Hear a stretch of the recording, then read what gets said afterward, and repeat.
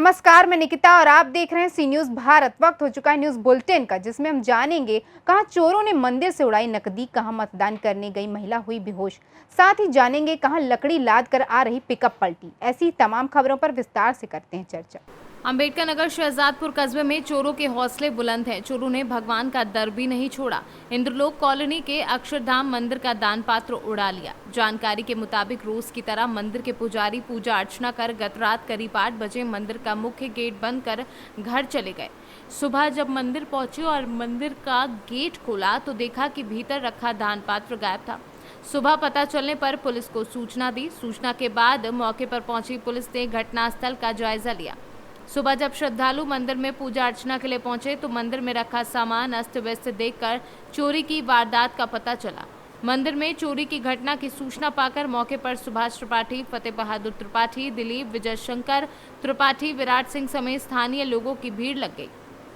मंदिर में चोरी की घटना से स्थानीय लोगों में रोष व्याप्त है। वहीं ग्रामीणों ने पुलिस ने घटना का खुलासा कर चोरों को पकड़ने की मांग की है।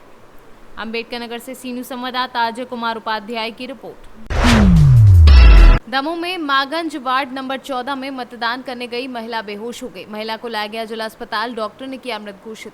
शहर के मागंज वार्ड नंबर 4 के सेंट नॉबिट स्कूल पोलिंग बूथ का बताया जा रहा है मामला। नाम से किया लोकू मागंज वार्ड नंबर 4। क्या हो गया? क्या नाम है? वोट डालने गई थी, कमल रानी इनका नाम है। तो सेंट नॉर्बर्ट स्कूल में वोट डालने गई तो उन्होंने बोल पूछा जो कि भाई क्या आप पढ़ी लिखी हो, अंगूठा लगा 10 करने, क्या बोले अंगूठा लगा के अंदर लगा, तो अंगूठा नहीं लगा पाओ, सही करेंगे बेहोश हो गई। उसके बाद वो चाहिए थोड़ी देखें ना, हम 108 फोन लगाया, 108 आए थे आके मतलब डॉक्टरों ने पूरी देखा, ठीक है। जी बताइए क्या हो गया? कमला रानी अठिया सुबह 9:30 बजे अस्पताल में मृत अवस्था में उनके दामाद द्वारा लाई गई थी। उन्होंने बताया कि वो वोट देने से पहले वहां पर गिर गई थी और फिर इसके बाद अस्पताल में वो मृत अवस्था में पाई गई। क्या हुआ है बताओ? दादी वोट डालने गई थी सुबह, तो वहाँ जाके वोट डालते समय उनको चक्कर आ गए, चक्कर होके गिर गई। उसके बाद फिर अभी उठी नहीं, हॉस्पिटल लाए थे, तो यहाँ उन्होंने चेकअप वेकअप किया तो उसके दौरान वो बता रहे कि ख़त्म हो गई, डेड घोषित कर दिया। कौन सी वार्ड है? क्या नाम? वो मांगज वार्ड नंबर 4, कहाँ मिली है? Vote bank saint Norbert school में। क्या नाम है? दादी का कमल रानी अटिया। दमोह से सी न्यूज संवाददाता अभिनव गौतम की रिपोर्ट। मंगलवार को खूंटी भगत सिंह चौक स्थित हनुमान मंदिर में शाम को आरती के साथ भजन कीर्तन के साथ विश्व हिंदू परिषद और बजरंग दल के नेतृत्व में प्रसाद वितरित किया गया, जहां सैकड़ों की संख्या में श्रद्धालु पहुंच प्रसाद और भजन कीर्तन का आनंद लिया। झारखंड से सी न्यूज संवाददाता शहीद अंसारी की रिपोर्ट। खूंटी जिले के एसडीएम सैयद रियाज अहमद पर गंभीर आरोप लगे हैं। बताया जा रहा है कि खूंटी के थाना में एसडीएम सैयद रियाज अहमद के खिलाफ सेक्सुअल हैरासमेंट की एफआईआर दर्ज की गई है। पुलिस ने इस मामले को गंभीरता से लिया है और त्वरित कार्यवाही करते हुए इन्हें हिरासत में लिया है। बता दें कि यह मामला 2 जुलाई का है। बताया जा रहा है कि मामले को गंभीरता से लेते हुए खूंटी पुलिस ने त्वरित कार्यवाही करते हुए पूछताछ के लिए एसडीएम को हिरासत में लिया है। पीड़ित का बयान खूंटी के सीजीएम की अदालत में बयान दर्ज कराया गया है। हमारी द्वारा महिला को छोटा पकड़ के मारने का बात होता है, या आप देख लीजिए देवघर एम्स में इलाज करा के लौट रही महिलाओं के साथ बलात्कार होता है। तो जब रक्षक ही भक्षक बनेंगे तो बाकी महिलाओं का, बाकी आम जनता का भगवान ही भरोसे। इसलिए आज झारखंड में जिस हिसाब से महिलाओं के साथ शोषण, जुल्म और बलात्कार की घटना बढ़ी है, वो पूरे देश में सबसे ज्यादा बलात्कार की घटना वाला देश बन गया है, राज्य बन गया है, जिसके चलते हम लोग शर्मसार हैं। और इस दोषी पदाधिकारी को, जिसके ऊपर की पूरा राज्य का, पूरे जिला का विधि व्यवस्था की जवाबदेही है और उन्होंने ये कुकर्म किया है, उसको छोड़ना नहीं चाहिए। कड़ी कड़ी सजा दे, फांसी दे, बर्खास्त करे, लेकिन वो तमाचा उस पर हो ताकि कोई भी ऐसा करने की हिम्मत ना करे। जैसा कि अभी आपने जो भी बोला, जो भी बातें कही, अभी जहाँ तक आईसीएस पदाधिकारी को जिस तरह से मेडिकल टेस्ट के लिए ले जाया गया है, क्या ये सदर अस्पताल को ताला लगाना ये कहाँ तक का उचित है, आप बता सकते हैं? नहीं, ये तो ताला लगाना कहीं का नहीं है। जब आपका प्रशासन यहाँ पर सब मेडिकल करने का है, वो ताला कहीं पर लगाने का नहीं है। इवन कि आपको जो प्रोसेस करना है वो करे, लेकिन कोई वहाँ जब आपको परेशान कर ही नहीं रहा तो ताला लगाने का कोई तुक ही नहीं है। और जब सदर अस्पताल में बहुत सारे लोग हैं, सिर्फ वही नहीं, बहुत सारे मरीज भी आते हैं, बहुत सारे लोगों का भाई बर है, बीमारी है, तो ताला लगाने का कोई तुक नहीं है।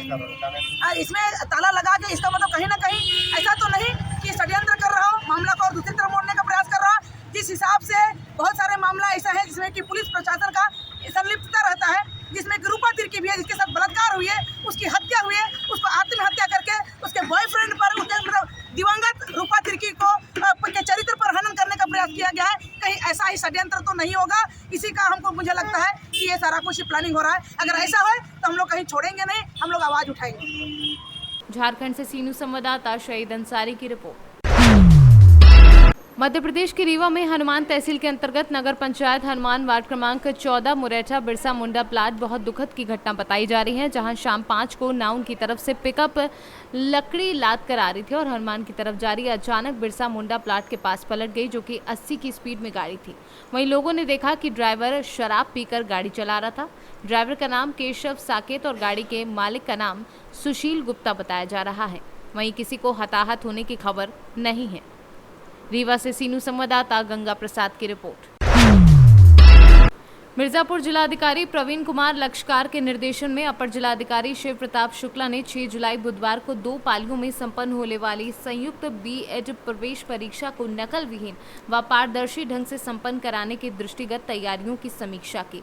अपर जिलाधिकारी ने बताया कि जनपद के 14 विद्यालयों को परीक्षा केंद्र बनाया गया है, जिसमें 7000 परीक्षार्थी परीक्षा देंगे। उन्होंने कहा कि 7 उप जिला मजिस्ट्रेटों को परीक्षा केंद्रों पर निगरानी के लिए सेक्टर मजिस्ट्रेट बनाया गया है तथा प्रत्येक सेंटर पर एक स्टैटिक मजिस्ट्रेट तथा 2 पर्यवेक्षक भी रहेंगे। उन्होंने बताया कि परीक्षा केंद्र के 500 मीटर की परिधि में किसी प्रकार इलेक्ट्रॉनिक दुकानें, फोटो स्टेट व साइबर कैफे आदि बंद रहेंगे। सभी परीक्षार्थियों से अपील करते हुए कहा कि वे अपने परीक्षा केंद्र पर समय से पहुंचे।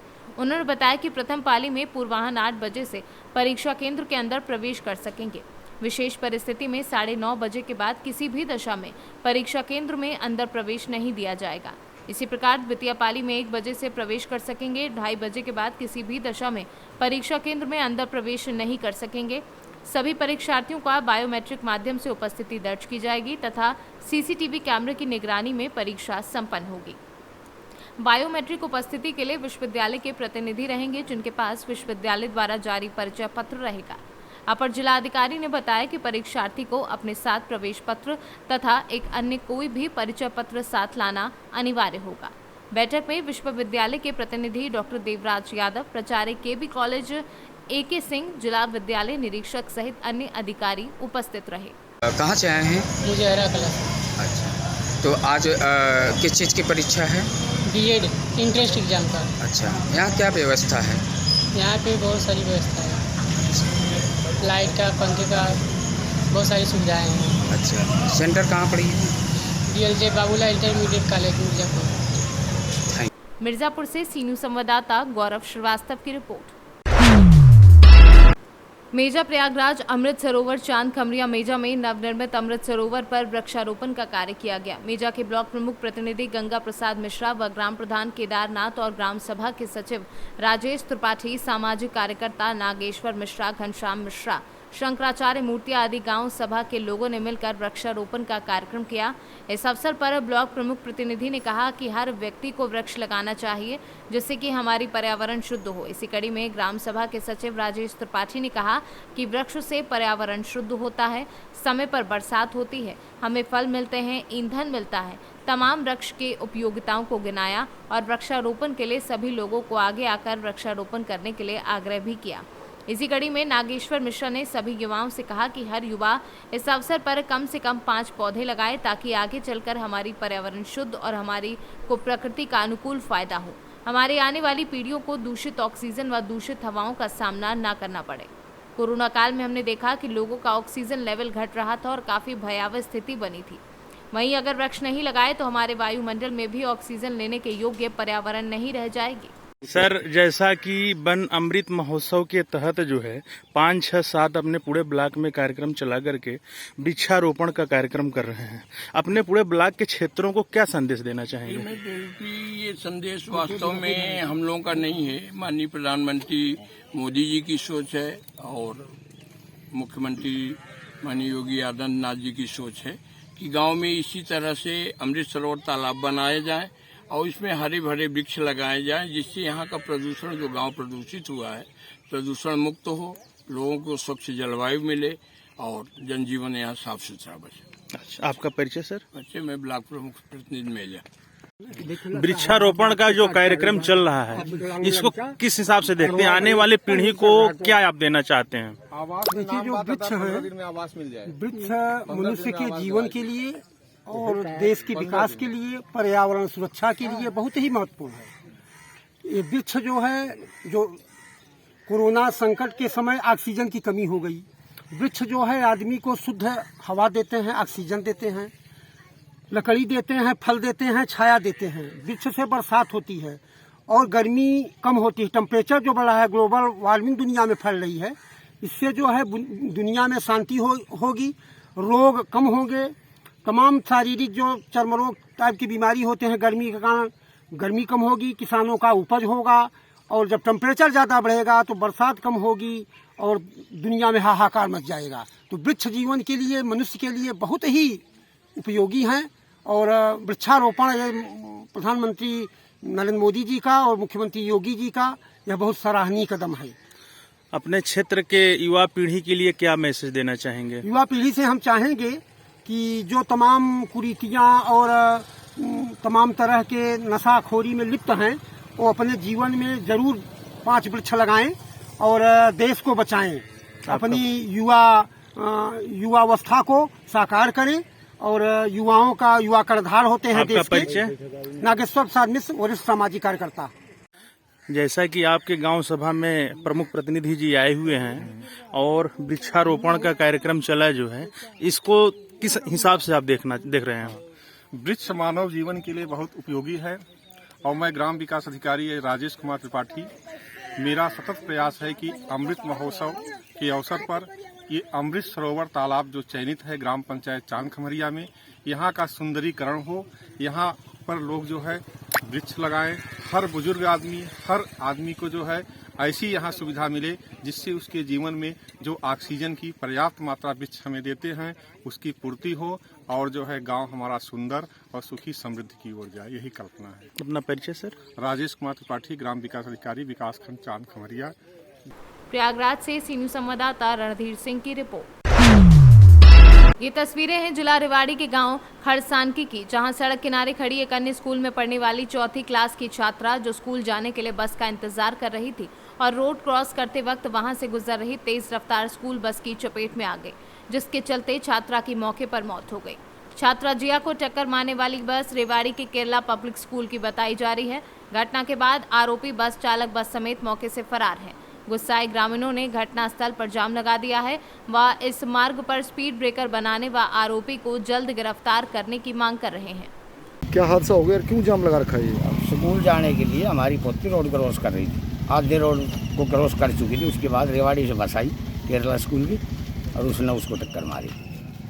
अच्छा, फिर ये जाम लगाया? हाँ जी, जाम लगाया कि ब्रेकर होना चाहिए।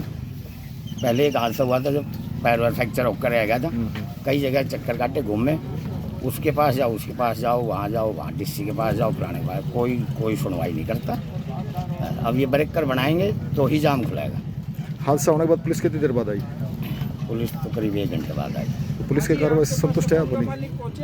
अभी तक उनसे कोई बात ही नहीं हुई हमारी। वो पुलिस ने एक आदमी अपना वहाँ भेज दिया हॉस्पिटल में बच्ची के पास। तो आपके लोगों की मांग ये है कि भाई जब तक ब्रेकर नहीं लगेगा तो जाम नहीं खुलेगा? हाँ जी, बिल्कुल। आपका हैप्पी जी, ये जो हादसा हुआ बच्ची के साथ, क्या पूरा मामला है ये?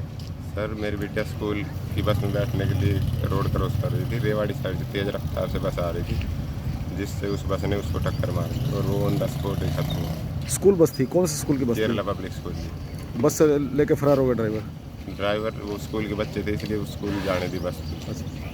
अब पुलिस से क्या कार्रवाई कर रही है? पुलिस अभी सर आई हुई है। आप लोगों ने जाम लगा रखा है, क्यों लगा रखा है? रोड पर ब्रेकर बनवाने के लिए, जो तेज़ रफ्तार से वाहन आते हैं उनकी स्पीड को कंट्रोल करवाने के लिए। गांव का काम है यहाँ पे, और पहले भी 2-3 हादसे हो चुके हैं। रेवाड़ी से सी न्यूज़ संवाददाता चैन सिंह की रिपोर्ट। सीहोर में नगरीय निकाय चुनाव के प्रथम चरण में वार्डों के 106 मतदान केंद्रों पर सुबह 7 बजे से मतदान जारी है। मतदान केंद्रों पर मतदाताओं को काफी उत्साहित देखा जा रहा है। सीहोर में मतदाता बिजली, पानी, रोजगार, शिक्षा जैसे मुद्दों को लेकर अपना मतदान कर रहे हैं। सीहोर के मतदान केंद्रों पर शांतिपूर्ण मतदान पूरे हो, इसलिए प्रशासन की ओर से पूरी व्यवस्था कर ली गई है और सुबह से ही सीहोर कलेक्टर चंद्रमोहन ठाकुर एवं एसपी मतदान केंद्रों का निरीक्षण कर रहे हैं। क्या नाम है आपका? मेरा नाम अपूर्वा जैन। अच्छा, आपने वोट डाला है जी। किन किन मुद्दों को लेकर वोट किया? मैंने देखा कि हमारे यहाँ पर सड़क बनती है, लेकिन फिर वो बारिश आती है और बहुत सारे गड्ढे हो जाते हैं, लोग गिर भी जाते हैं, मतलब सड़क उतनी अच्छी नहीं है। तो ये एक मुद्दा है, जो भी आगे लीडर आए वो इस मुद्दे पर ज़रूर काम करें। और बाकी भी जो आम मुद्दे होते हैं, जो नागरिकों के साथ अच्छे से सब कुछ कर सके, मैंने चाहा कि एक ऐसा लीडर हमारे यहाँ पर जीते। पानी को लेकर सीहोर में बहुत सारी समस्याएं हैं जी। गर्मियों में क्या उम्मीद है आपको आने वाली शहर सरकार से? उम्मीदें तो हैं कि जो समस्याएं हैं वो धीरे धीरे कम हो। गर्मियों में सीहोर में पानी की बहुत ज़्यादा समस्या आ जाती है, पानी सप्लाई बहुत कम हो जाता है। तो उसके लिए जो भी एक्शंस लिए जा सकते हो, हम चाहेंगे कि जो नेक्स्ट हमारे इलेक्टेड लीडर हो वो इस पर ज़रूर ध्यान दें। अच्छा, नर्मदा का पानी, कोलार का पानी यहाँ आना चाहिए? हाँ, आना चाहिए। ठीक। आपने मतदान किया है, पहली बार मतदान किया है? जी, फर्स्ट टाइम। अच्छा, कैसा लग रहा है आपको पहली बार मतदान किया? अच्छा लग रहा है, ऐसा लग रहा है देश के लिए कुछ किया है, पहली बार वोट डाला है। हाँ। जागरूक देशवासी होने का आभास हो रहा है, अभी अच्छा लग रहा है। अच्छा, आपको अच्छा लग रहा है। किन मुद्दों को लेकर आपने चुनाव वोट डाला? यही कि हमारे देश का, हमारे वार्ड का विकास होना चाहिए। यही जो नॉर्मल प्रॉब्लम्स पहले थी वही नॉर्मल, अभी भी वही सेम प्रॉब्लम्स है। बारिश हुई, पानी भर गया, रोडों पे कीचड़ आ गया, गिर जाते हैं लोग, वो प्रॉब्लम है। पानी की प्रॉब्लम है, सिक्योरिटी की प्रॉब्लम है, वो सारी प्रॉब्लम जो सॉल्व कर सके उसको वोट दिया। अच्छा, किस प्रकार का पार्षद आपको चाहिए? कैसा होना चाहिए आपको पार्षद? जो अच्छा हो, बार बार हमारे वार्ड में आके हमसे बात करे, मिले कि क्या प्रॉब्लम है, उसका सॉल्यूशन निकाले, समस्याओं को दूर करे। आप तो स्टूडेंट हैं जी। शिक्षा को लेकर क्या सीहोर में चाहिए? शिक्षा अच्छी होनी चाहिए, टीचर्स टाइम पर आए स्कूल में, पढ़ाएं बच्चों को, यही। जी। अंकल जी, क्या नाम है आपका? मेरा बाबूलाल मालवी नाम है। अच्छा, मालवी जी, मतदान आपने कर दिया है? हाँ, मतदान। किन मुद्दों को लेकर आपने मतदान किया है? क्षेत्र में, हमारे एरिया में पर्याप्त पानी मिले, साफ स्वच्छता बनी रहे। हाँ। और रोड अच्छी बन जाए। हाँ। इसी उद्देश्य से हमने, और शिक्षा के क्षेत्र में स्कूल, कम से कम आंगनबाड़ी वगैरह है, उसमें अच्छी सुविधा मिले। जी। ये सारी चीज़ों को। कैसा पार्षद आपको चुनना है? पार्षद ऐसा हो जो मतलब क्षेत्र की पब्लिक की सुने, हर बार, मतलब जब भी, हर 24 घंटे में कभी भी उनकी ज़रूरत पड़े तो वो उपलब्ध हो हमारे साथ। ऐसा पार्षद हम लोग चुनना चाहते हैं। सीहोर से सीनू संवाददाता चंदर सिंह बागवान की रिपोर्ट। नागदा में शाम करीब 35 से 40 मिनट तेज हवाओं और आंधी तूफान से नगर में काफी नुकसान हुआ। जब हमारी टीम मौके पर पहुंची तो देखा कि काफी बड़े बड़े पेड़ तेज हवाओं से नीचे गिर गए। लोगों के काफी कच्चे मकान भी गिर गए, जिसके बाद सूचना मिलते ही नागदा विधायक दिलीप सिंह गुर्जर व कांग्रेस नेता रघुनाथ बाबू सरकार पीड़ित लोगों से मिलने पहुंचे और भारी नुकसान का जायजा लिया। विधायक ने लोगों को भरोसा दिलाया कि प्रशासन से मुआवजा दिलवाने का मांग करूंगा। जी बब्बू जी, आप जो अभी लोगों से जो मिल के आए हैं, जो सी ब्लॉक में जो मकान गिरे हैं, उन लोगों से मिल के आए हैं, जो विधायक दिलीप सिंह गुर्जर के साथ में आपने जो लोगों से मुलाकात की है, कि क्या मामला था, वहाँ क्या हुआ था वहाँ पे? किस चीज़ में? जो अभी मकान गिरे हैं जो पर क्या था, ये तो प्रभु की लीला थी और भगवान का प्रकोप था। अच्छा ये हुआ कि भगवान का आशीर्वाद भी बना रहा कि किसी को चोटें नहीं आई, किसी को लगी नहीं। जिस हिसाब से मैंने देखा, जो तूफान आया था, शायद मेरे जीवन में मैंने पहली बार देखा। पत्रे ऐसे कैसे उड़ गए, घर का ढांचा रह गया। एक इतना बड़ा पत्रा, जैसे कि पतंग 12 फीट लंबा और 10 फीट चौड़ा, इतने बड़े पत्रे का पूरा सेट करीबन 25 मीटर की दूरी से उड़ा और एक कार में जाके घुस गया।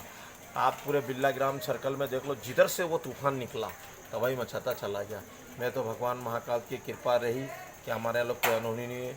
जैसे ही मेरी मिसेस वहाँ पर प्रचार कर रही थी, मेरे को फ़ोन आया कि यहाँ पर बहुत तूफान आया है और बहुत सारी तबाही कर गया है। मेरी पत्नी स्पॉट पे थी और वहाँ लोगों की मदद में लगी हुई थी। हम लोग भी वहाँ पहुँचे, हमने झाड़ उठाया, झाड़ काटे, पत्रे जिनके गिर गए पत्रे उतरे हमारे बालक सबने चढ़ाया। और भगवान से प्रार्थना करूँगा कि ऐसी मुसीबत हमारे नागजा में नहीं आए और हमारा नागजा हमेशा खुशहाल रहे। जैसा कि आप एक ज़मीनी से जुड़े हुए हैं, उन लोगों के हाथ आपने जो एक हालचाल जाना है और कांग्रेस कार्यकर्ता होने के नाते आपने भी उनसे मुलाकात भी की थी, तो इसको लेके आप मतलब क्या संदेश देना चाहोगे कि मतलब ऐसे लोगों के लिए आगे आना चाहिए सभी कार्यकर्ताओं को? मेरा जीवन में हमेशा संदेश देना चाहता हूँ, चुनाव अपनी जगह होते हैं, चुनाव को नहीं देखना चाहिए, हमेशा जनता की सेवा करना चाहिए। मेरे जीवन के आज 32 साल मैंने सेवा करते गुजार दिए हैं और भविष्य में भी मैं चुनाव का ध्यान नहीं दूंगा। मैं लोगों की सेवा में रहूंगा, जब तक जीऊँगा आम जनता की सेवा करता रहूँगा, यही मेरा लक्ष्य है। और जो जनता है उनको भी सेवा करना चाहिए। चुनाव तो 13 तारीख को ख़त्म हो जाएंगे, अपन लोग अपने भाईचारा के साथ इसको निभाएं और आगे के लिए लोगों की सेवा करते हैं। उज्जैन से सी न्यूज़ संवाददाता सुरेश जाटवा की रिपोर्ट। फिलहाल के लिए इस न्यूज़ बुलेटिन में बस इतना ही। देश और दुनिया की तमाम खबरों के लिए देखते रहिए सी न्यूज़ भारत।